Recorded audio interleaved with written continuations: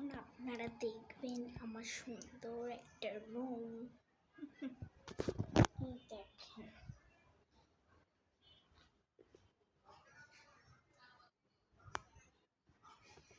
অনেক সুন্দর না?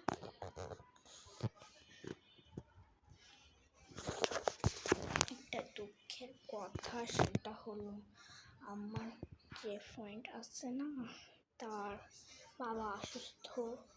সে কালকে আসছিল, তো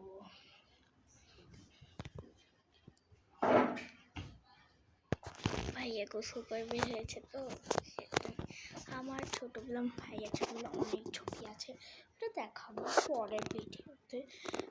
এগুলো দেখে না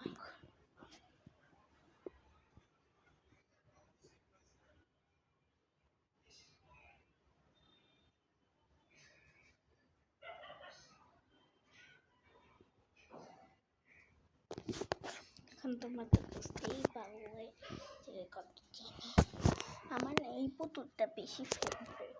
তোমাদের এখান থেকে কোন পুতুলটা বেশি ফেভারিট? বলো বলো বলো।